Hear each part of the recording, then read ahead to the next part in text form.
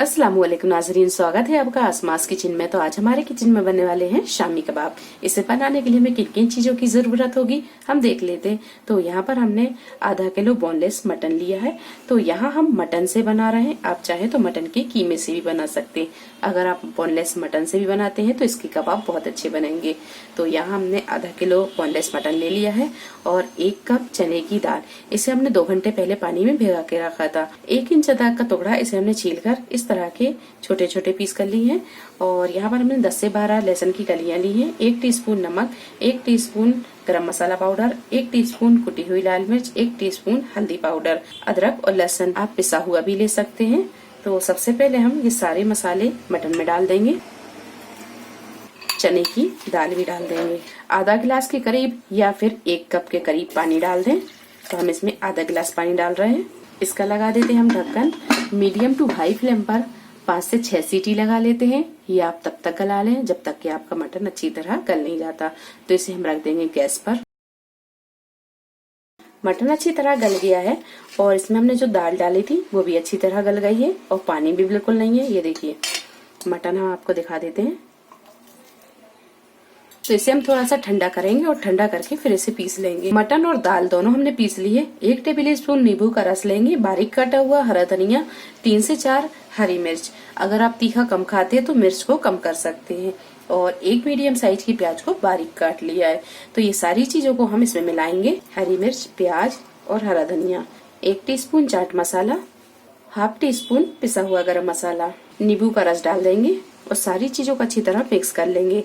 अभी हमने इसमें नमक बिल्कुल नहीं डाला है क्योंकि हमने जब मटन को गलाया था उस वक्त हमने नमक को डाल दिया था। मिक्स करने के बाद में इसे हम चख लेंगे। अगर नमक की जरूरत होगी तो नमक हम इसमें मिला लेंगे।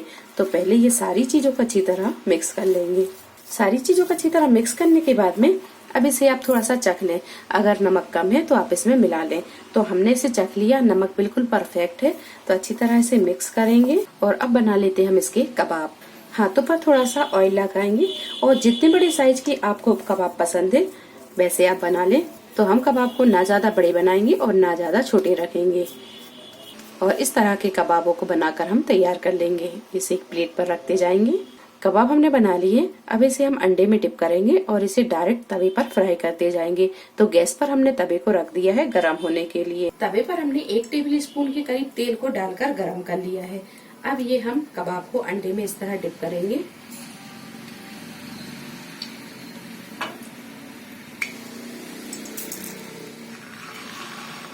कबाब जब थोड़ा सा सिक जाए तो इसे हम इस तरह सरका देंगे।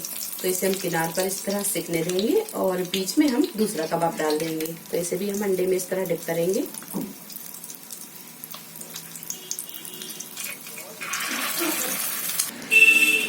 थोड़ी देर के बाद में अब इसे हम पलटेंगे।